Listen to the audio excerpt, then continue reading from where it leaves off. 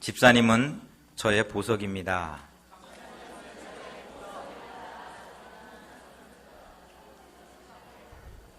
옆에 있는 집사님들 꼭 한번 안아드리겠습니다. 제가 안아드리겠습니다 하고.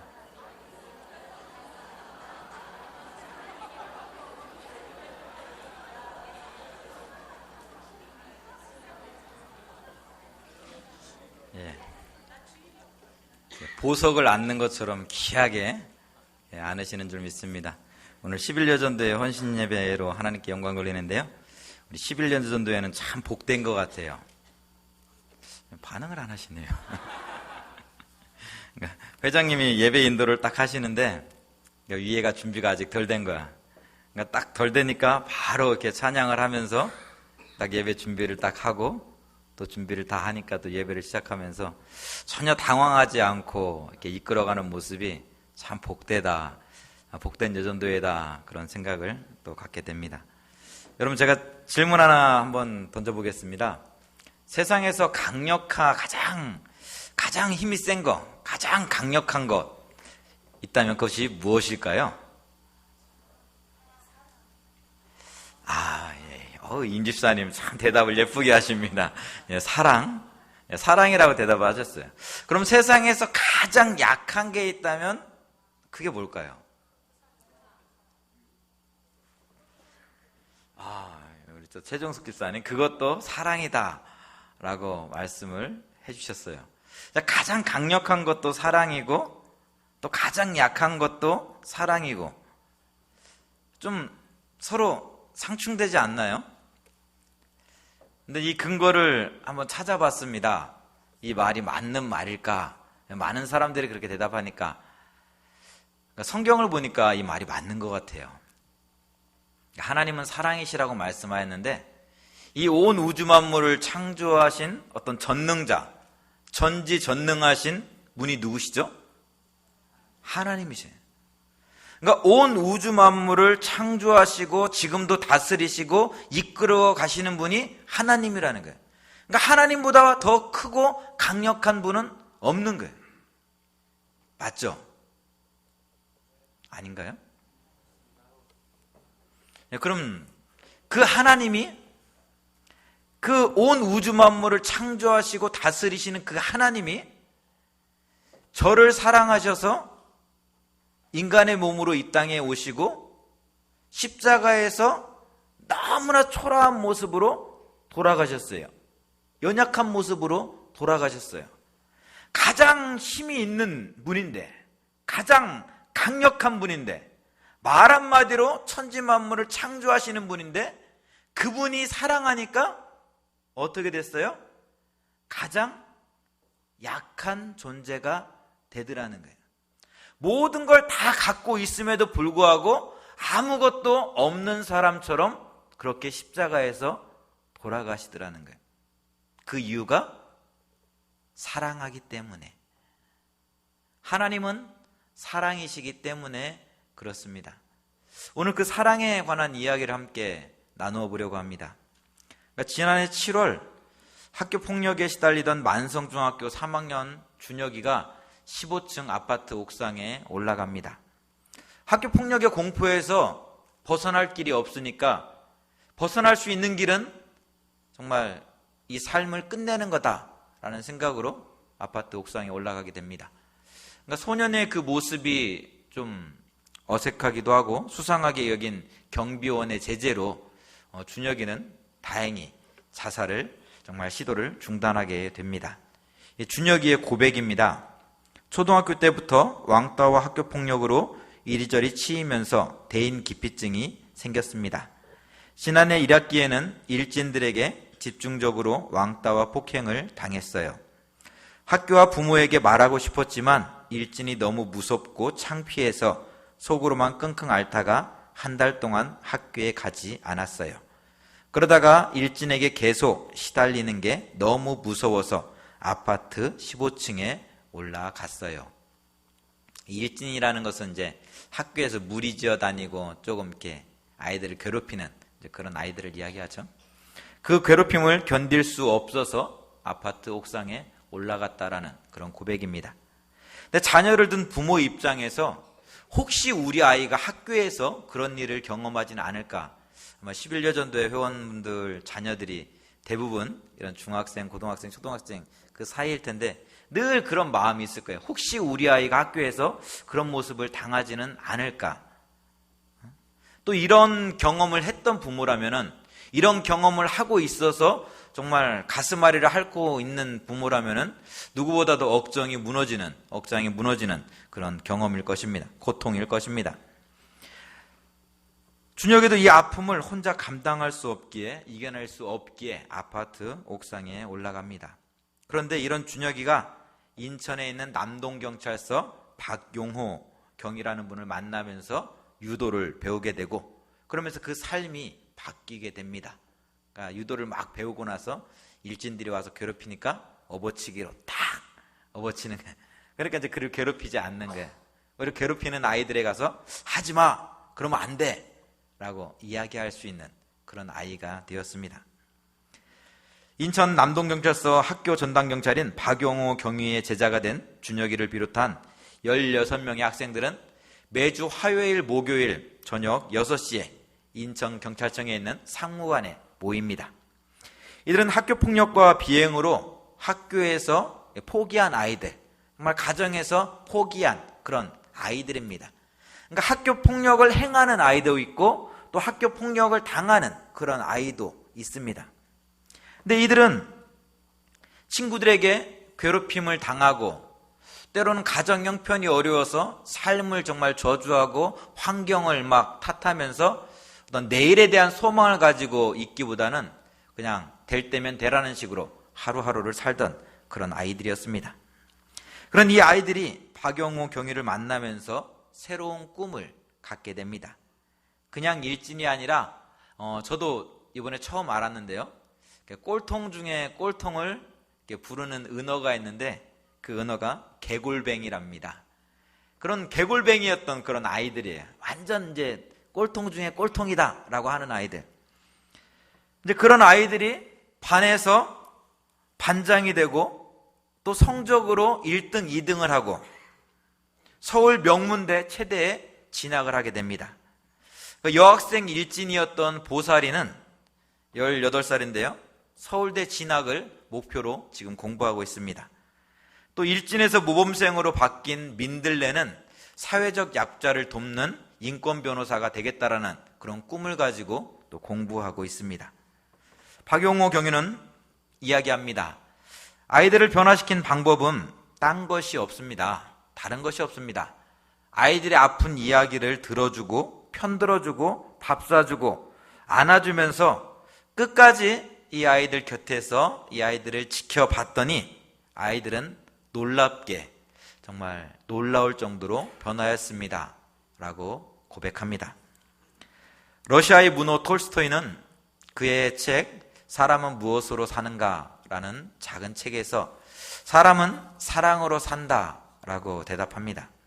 그렇습니다. 한 사람의 변화는 돌덩이에서 보석을 바라보며 사랑해주는 사람이 있기 때문에 시작됩니다.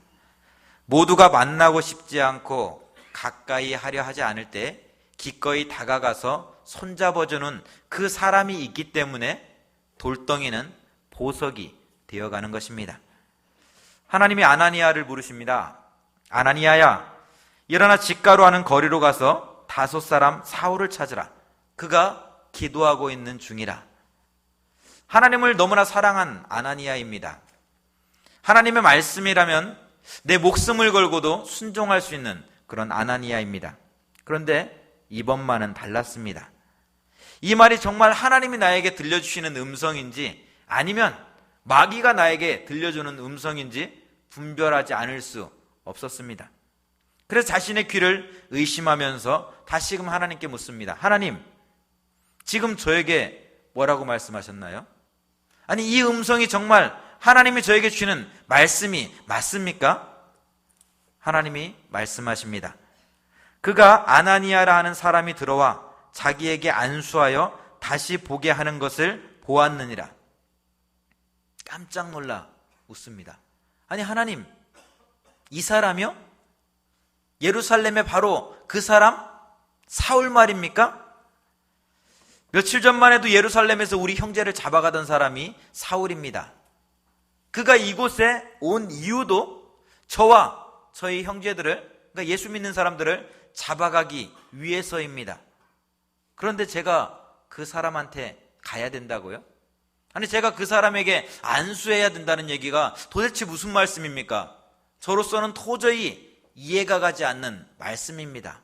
아니, 감당할 수 없는 이야기입니다. 그때 하나님이 말씀하십니다. 이 사람은 내 이름을 이방인과 임금들과 이스라엘 자손들에게 전하기 위하여 택한 나의 그릇이라. 하나님이 택한 하나님의 그릇이라. 이방 선교를 위해서 하나님께서 친히 택한 하나님의 사람이라. 말도 안 되는 이야기입니다. 어젯날까지 예수 믿는 사람들을 잡아 가두던 사람입니다. 목숨을 걸고 예수를 믿겠다는 사람이 수없이 많이 있습니다. 예수님의 제자들도 아직 살아 있습니다.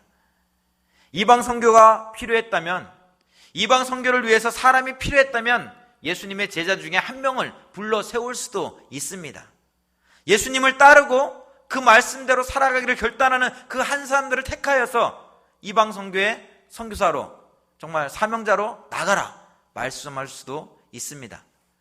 그런데 지금 주님이 택한 사람이 예수 믿는 사람을 잡아가두는, 예수 믿는 사람을 핍박하고 있는 사울입니다.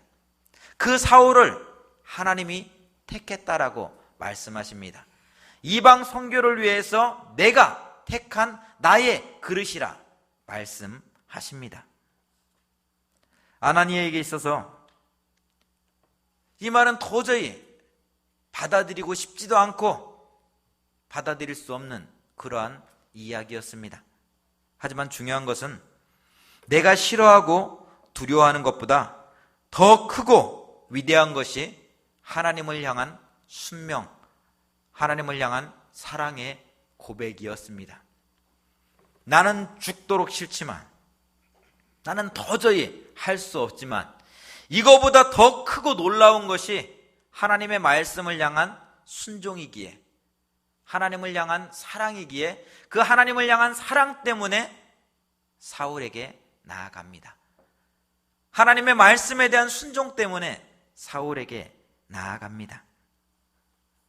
처음부터 이 박용호 경위가 학교 전담 경찰을 자처했던 것은 아닙니다. 유도, 태권도, 합기도 등을 합쳐서 20단이 넘는 이 박용호 경위는 1989년부터 1992년까지 3년 연속 강력범 검거열 1위로 정말 강력계 형사들에게는 어떤 전설과도 같은 그런 존재였다고 합니다. 이런 박경희의 인생을 바꾼 것은 한 소년의 죽음 때문입니다. 그는 1992년에 인천의 명문고 학생으로 교내 1등이자 전국 10위권 안에 드는 그런 수재 학생이었습니다. 서울대 원자력 공학과를 진학이 목표인 그 소년이 수능을 3개월 앞두고, 한 이쯤 됐겠네요.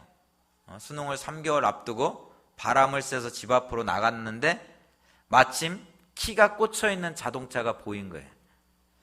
그래서 호기심 반 두려움 반으로 그 차에 올라타서 시동을 걸었는데 운전을 못하죠. 그러니까 웅 하고 가다가 옆에서 데이트하고 있는 그 여인을 살짝 친 거예요. 그러자 그 사람들이 5천만 원의 합의금을 요구합니다. 네, 그냥 완전 구속이잖아요. 그러니까 5천만 원의 합의금을 요구했는데 이 학생의 부모는, 이 집안에서는 5천만 원의 합의금을 내어줄 수가 없었습니다. 이제 그 돈이 없었던 거죠.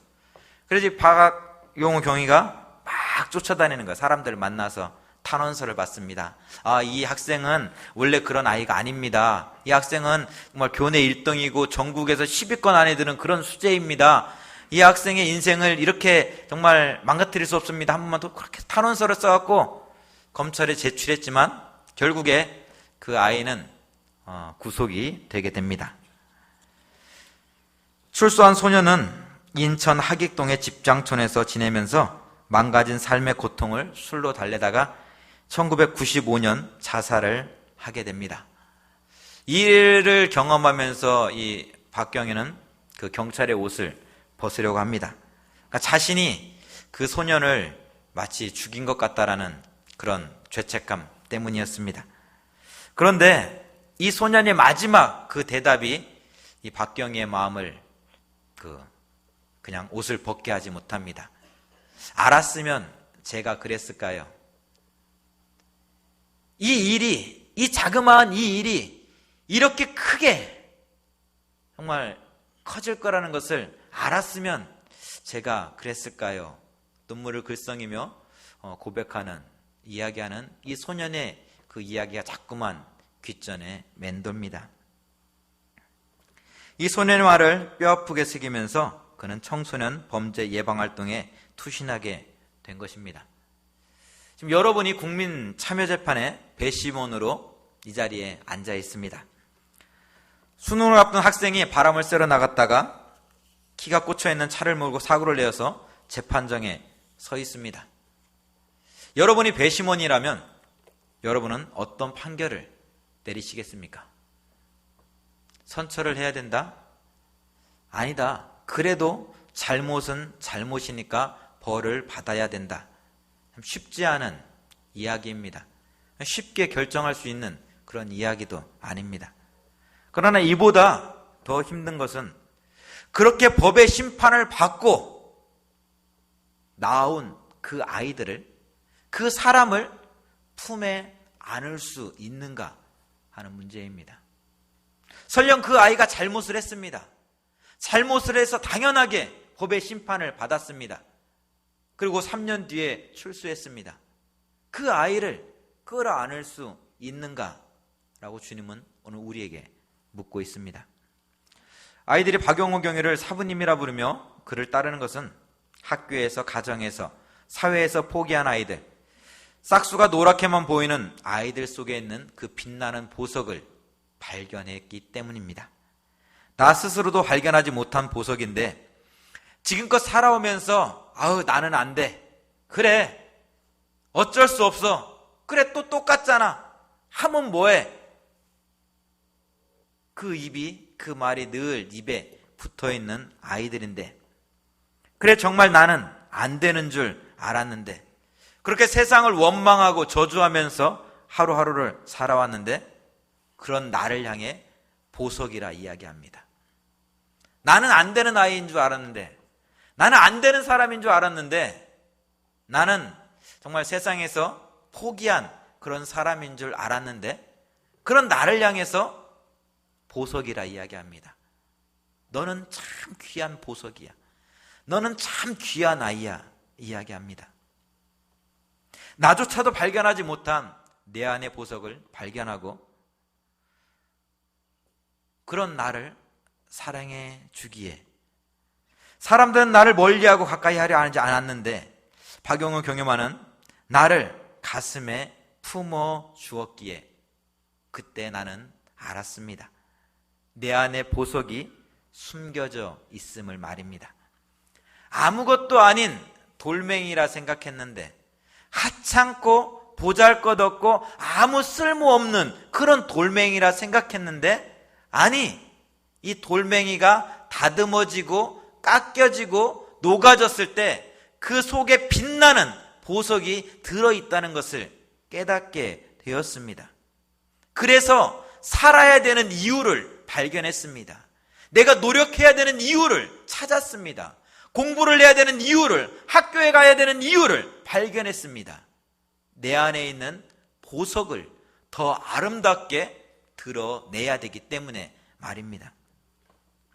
그래서 사회에 해로가 되는 사람이 아니라 사회에 유익을 끼치는 삶을 살아야 되는 것이 무엇인지 보게 된 것입니다.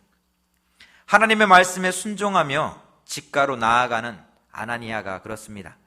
하나님을 사랑하기에, 하나님의 말씀을 누구보다도 확신하기에 내 눈을, 귀를 믿기보다는 하나님의 말씀에 순종했습니다.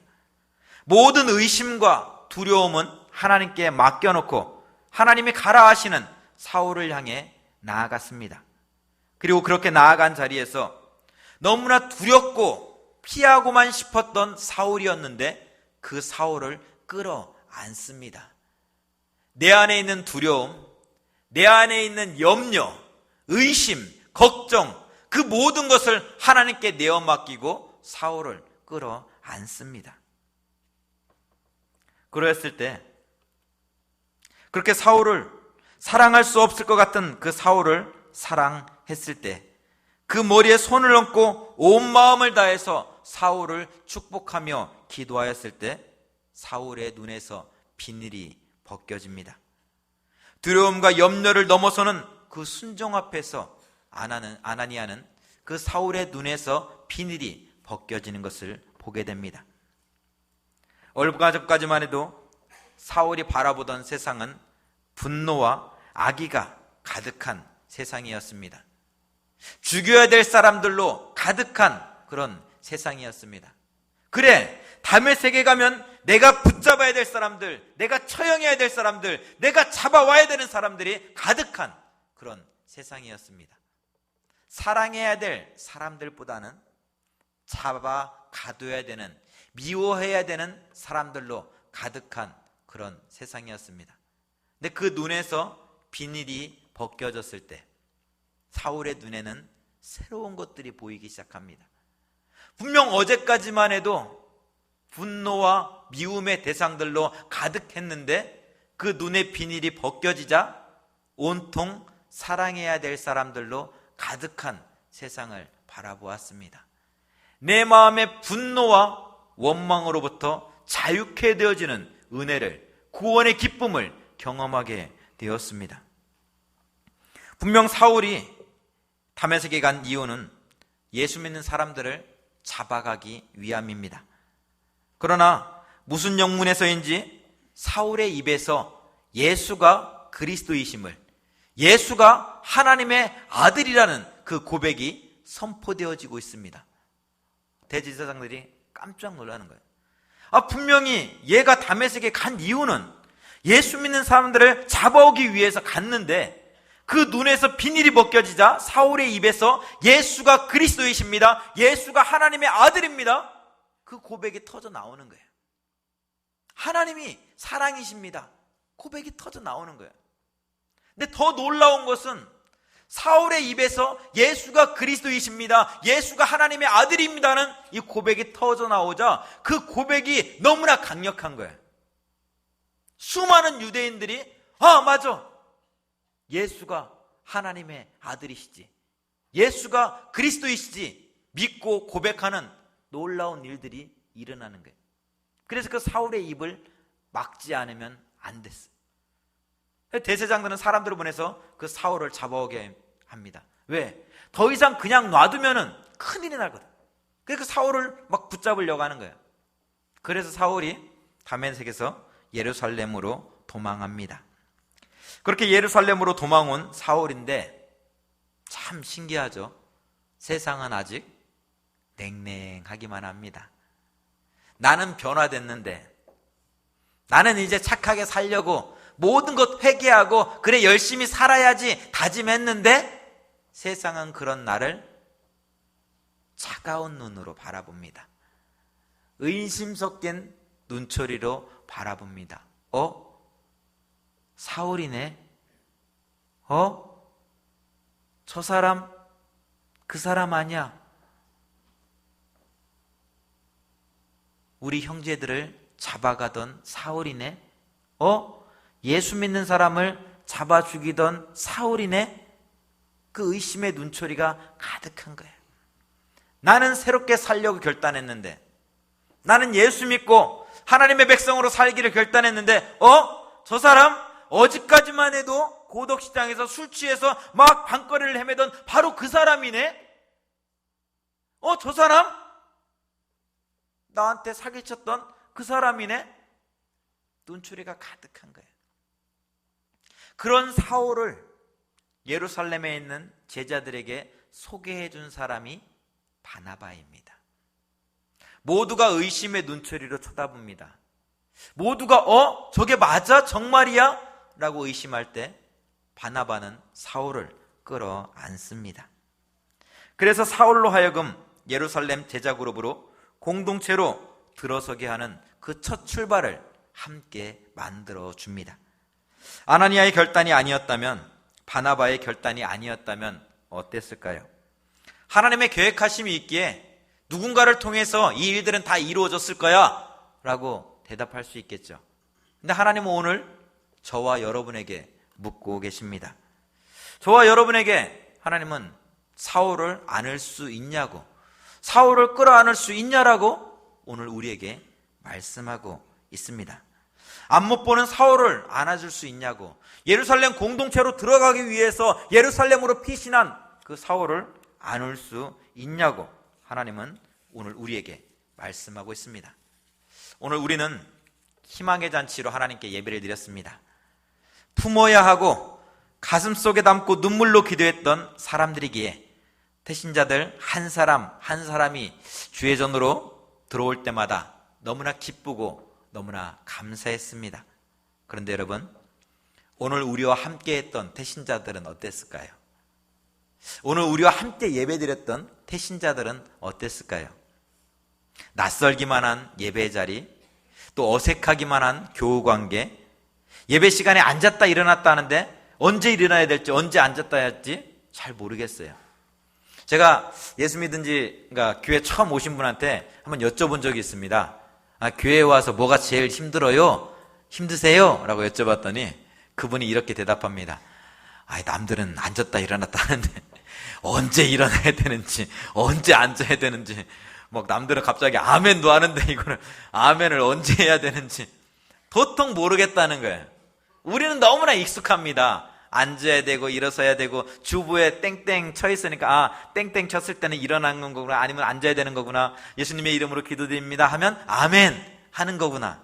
너무나 쉬운 거예요. 근데 처음 교회 온 그 사람에게는 그 모든 것이 너무나 낯선 거예요. 너무나 어색한 거예요. 공동체에 들어오긴 들어왔는데 우리와 함께 가려고 이 출발선상에서 땡 하고 달리기 시작했는데 하나서부터 10까지 밥 먹는 거, 숨 쉬는 거, 소리 내는 것조차 어색하더란 말입니다. 그렇습니다. 태신자에게 교회는, 특별히 처음 교회에 오신 분들에게 예배는 너무나 낯설고 어색하기만 한 그런 시간입니다. 함께 어울려야 되지만, 함께 이 안에 들어가야 되지만 어떻게 들어가야 될지 몰라서, 무슨 말을 해야 될지 몰라서 들어오기가 꺼려지는 그런 분들이 바로 오늘 우리와 함께 예배드리신 그런 분들입니다.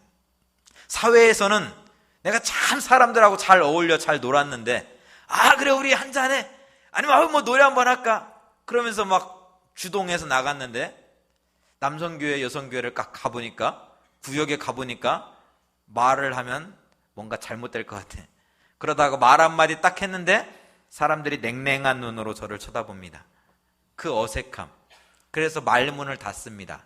마음문을 닫습니다. 발걸음이 한 걸음 한 걸음 뒤로 빠지기 시작합니다.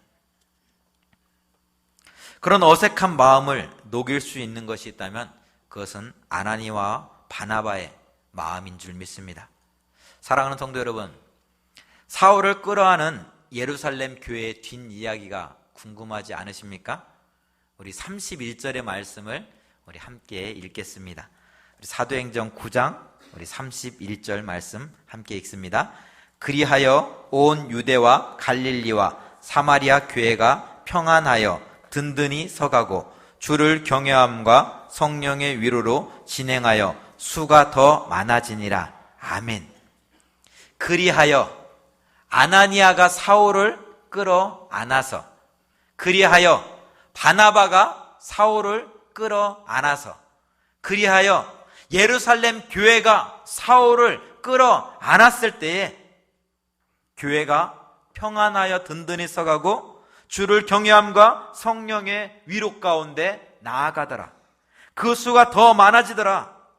오늘 우리 대한교회가 정말 나아가야 될 비전이요 또 사명인 줄 믿습니다.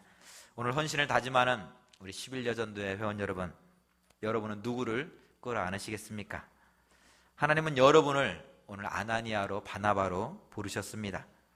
내 눈에는 정말 돌멩이같이 보이는 우리의 또 자녀들입니다. 또 우리의 이웃들입니다. 아무 비전이 없어 보입니다. 근데 하나님은 말씀하세요.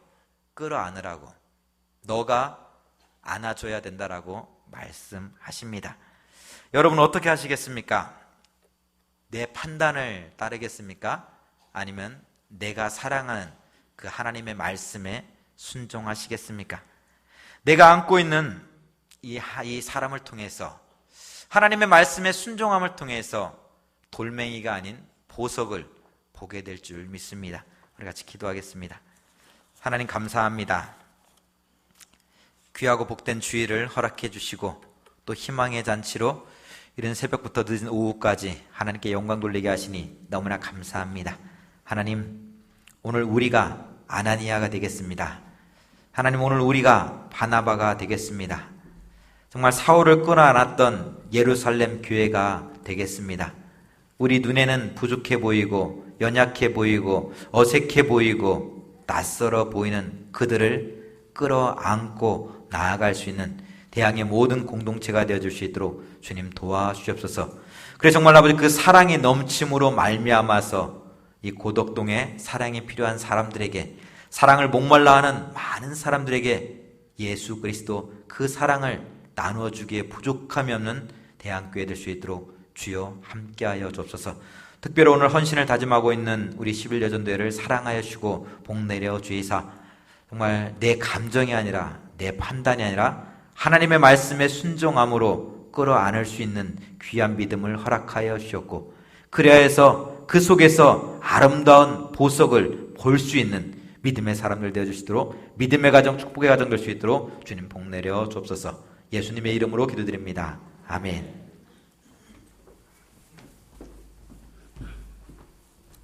찬송 455장 부르심으로 준비하신 헌금 드리겠습니다.